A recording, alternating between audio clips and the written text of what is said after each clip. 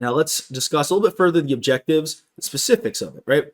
One is to obtain reasonable assurance, and we obtain reasonable assurance to express an opinion. Now, let's dive into these a little bit deeper. We obtain reasonable assurance about whether a material weakness exists. Now we'll also talk in this lesson as well as other lessons the difference between material weaknesses and significant deficiencies. If that's not something you're familiar with, then we'll dive into that in a bit. Whether these material weaknesses exist as of the date specified in management's assessment of the effectiveness of internal control. Now remember, for a regular audit, for an audit such as this, management needs to provide a written communication of their assessment on how well the internal controls are performing. Now they could say, yeah, they're wonderful, they're great, but our job here is to actually assess if they are wonderful. They are great. We are going to express an opinion on the effectiveness of these internal controls over financial reporting in a written report and communicate with management. Essentially the same thing as an audit. But in this case, as we talked about, different pinpoint, different subject matter.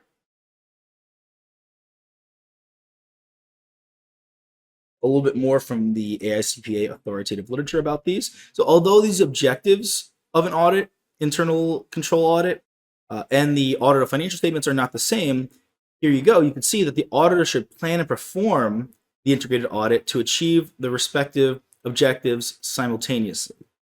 You can do an audit of both. In reality, you may have an audit team doing the financial statement audit and an audit team doing the internal control audit, the integrated audit. That could be how that works. We'll also discuss SOC teams, SOC 1, SOC 2, if that's something that you're familiar with, and we will dive into that in a bit.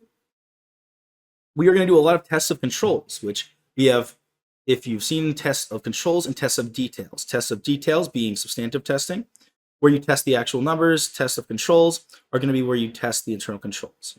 Not diving into that too deep because, we have a whole section on that. And we want to design these tests of controls, the tests of the internal controls, to obtain sufficient appropriate audit evidence, another wonderful phrase and term we hear quite time and time again, to support the auditor's opinion on the internal control over financial reporting. As of the date, just like for a regular audit, we do have a date. We are providing reasonable assurance over everything up until 12/31, right? We don't want to attest to anything after that date. We also want to design them to obtain sufficient appropriate evidence to support the auditor's control risk assessments for the purposes of the audit of the financial statements. Seeing here how the integrated audit, the audit of internal controls, ties into a financial statement audit as well. Hey there! Are you ready to not only pass your CPA exams, but truly understand and enjoy the material while studying? I know it seems impossible, right? Especially to enjoy the material? We'll do it together. Tap into the power of CPA.examprep.ai, where we've got personalized quizzes, multiple choice questions, memorization guides, flashcards, simulations, all tailored to your learning.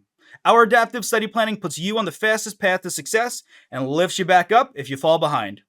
Avoid wasting your precious time and money attempting an exam with a low chance of passing, because who wants that? We want to get you through this process as quick as possible.